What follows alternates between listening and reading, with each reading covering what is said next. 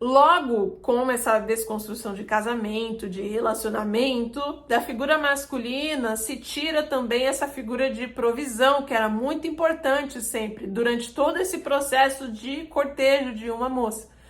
Agora isso não é mais necessário. A moça ela não precisa mais ser protegida, a moça ela não precisa mais ser provida.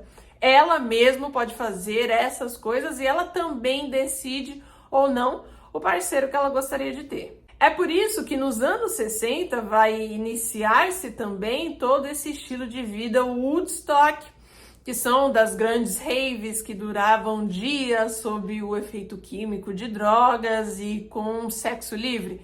Obviamente, é o resultado de toda essa desconstrução familiar, desconstrução de relacionamento poderia ter. A música, então, American Pie, vai contar um momento revolucionário em que os jovens sepultaram o American Way of Life, pautado na cultura judaico-cristã, e iniciavam esse modelo de rebeldia contra os moldes tradicionais. O que vem em seguida? Se os anos 60 marcaram o início do rock and roll como tal, também é a década em que houve aqueles movimentos de Woodstock. Os anos 70, em contrapartida, tem um acontecimento político importante que é a derrota dos Estados Unidos na Guerra do Vietnã. Isso serviu de estopim para alimentar ainda mais essa rebeldia e esse novo estilo de vida, quebra de paradigmas que os jovens estavam trazendo, né? Uma vez que nesse momento era um momento de baixa para os Estados Unidos, que veio de muitas vitórias, mas agora saiu derrotado. Perdeu-se muitas vidas, como acontecem em todas as guerras. Então essa rebeldia, esse movimento de rebelião se intensificou. Nos anos 70 vai haver, é claro, o surgimento do reggae, que carrega os moldes dos anos 60, de onde surgiu o Woodstock e eventos similares. Em relação ao rock, é quando se nasce efetivamente o estilo heavy metal. Nesse interim entre os anos 70 e os anos 90, a gente tem os anos 80, que é a década bem marcada pelo surgimento do groove, né? Esse estilo que tem a percussão, bateria e o contrabaixo muito marcados, né? E daí que vem a ascensão de James Brown, é daí que vem também as origens do Michael Jackson, Jackson 5, etc. O que vai trazer o groove, que iniciou nos anos 80 para os anos 90, é de novo essa influência um pouco mais dançante que esse rock do início dos anos 50 tinha deixado de ser para se tornar heavy metal, para se tornar black metal, também agora para se tornar o punk. O groove, então, ele influenciaria outros estilos mais dançantes, porém não dentro do rock. Aqui a gente já está falando do surgimento do pop em 1990. Que para os Estados Unidos, né, é o ano da Guerra Fria, Estados Unidos, União Soviética, em que, né, de maneira aí, nas entrelinhas, os Estados Unidos saem como vencedor, tendo enviado o homem à lua. Nos anos 90, a gente vai ter também o sertanejo. Aqui para o Brasil, para os Estados Unidos, o estilo country, obviamente. Qual que é o contraste entre o pop e o sertanejo? Com essa intensificação da desconstrução da cultura judaico-cristã, eliminação da figura do casamento como um pacto de propósito, como um pacto também físico e etc. Se elimina a visão de provisão do homem, todas essas coisas. A mulher, ela passa a dominar mais a narrativa, que fica muito forte no pop, né, se colocando agora como a pessoa que escolhe, como a pessoa livre, como a pessoa independente e autossuficiente. É a figura bem importante aqui. Enquanto a mulher, por essa perspectiva, ganha muita notoriedade através do pop, né, das divas do pop, em contrapartida do sertanejo, ele já vai cantar canções justamente que se sofre, né, por amor dessas mulheres, principalmente, né? Vamos dizer que a maior parte das músicas sertanejo, né, são músicas que se cantam sofrimento, são músicas de, enfim, adultério, traição, esse amor que dói, né? Esse amor agora que dói.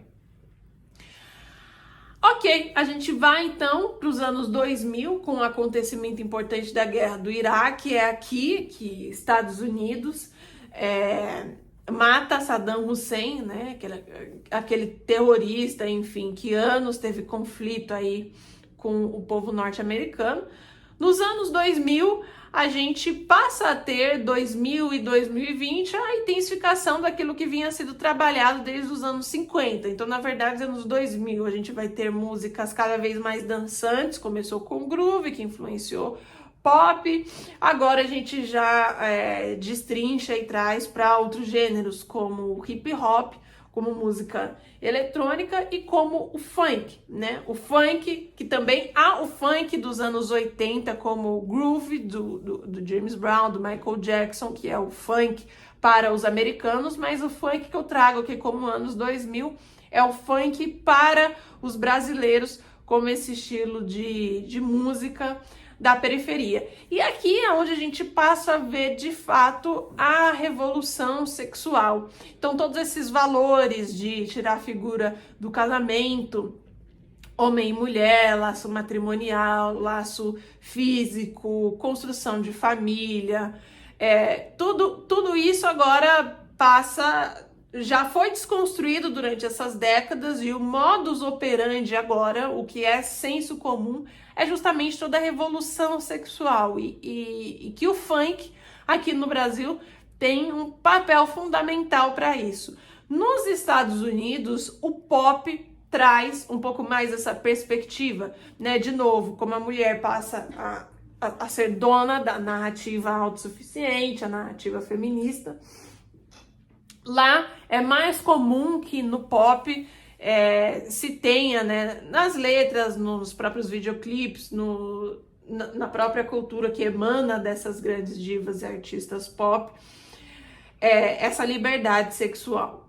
Aqui no Brasil, o que marca bastante é o funk, que é essa música de periferia. Então a gente tem músicas que falam explicitamente de relação sexual de forma aberta, de uma nova maneira de comportar-se, de uma nova maneira de se vestir, que em 2020, né, consequentemente, a gente vive a hipersexualização. Então agora o sexo, ele tá em todos os lugares.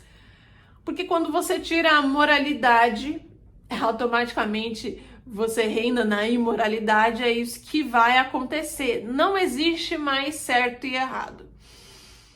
É o que está por trás de toda essa filosofia aqui. Então, de maneira similar, né, eu não tenho mais nenhuma obrigatoriedade de parceiros, de propósito no relacionamento, mas pelo contrário, eu tenho esse reinado da liberdade sexual, a liberdade que agora ele expande não só para eu escolher se eu quero ou não estar com um homem, mas que ela vai um pouco além do gênero, né? Porque aí a gente tem a ascensão dos movimentos também LGBTQIA+, etc.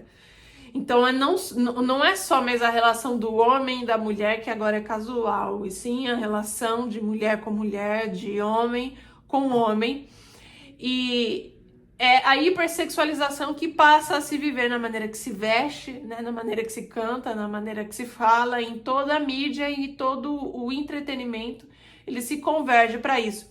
Em 2020, que foi o ano marcado pela Covid, 2019, eu trouxe aqui o Tecnobrega, que pode parecer até um pouco ridículo, é um contexto muito nacional, esse contexto do Tecnobrega, mas eu coloquei aqui como o ápice de toda essa revolução.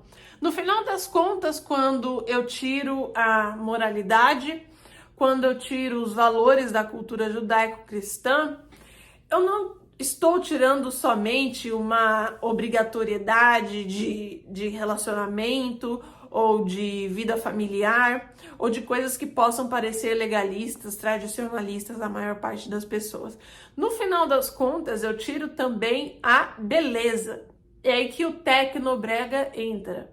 A desconstrução, ela acontece de uma maneira tão forte que agora já não é nem mais possível separar a ordem do caos. O que é arte, né? Não é mais uma pintura de Michelangelo, não é mais a Mona Lisa. qualquer espirro que se dá em um quadro, hoje em dia, eu posso nomeá-lo como arte. O que eu tô falando é verdade, não tô parafraseando da minha cabeça. E o Tecnobrega mostra justamente isso, é um estilo de música completamente desarmônico, né, de novo aqui no contexto brasileiro, que vai mostrar que nem isso importa mais, o padrão ele já não importa mais. No final das contas, quando eu tiro a cultura cristã, é isso que aos poucos eu vou desconstruindo e eu chego ao caos, eu chego à desordem, eu chego àquilo que todos estão forçando a entender que é belo, mas que de beleza, na verdade, não tem nada. Mas eu tenho que aceitar porque há uma desconstrução, há agora uma liberdade daquilo que é bonito ou que é feio. A gente tem aqui, literalmente, um estilo de música que eu, particularmente, acho bem brega, como o próprio nome diz. Não acho nada bonito.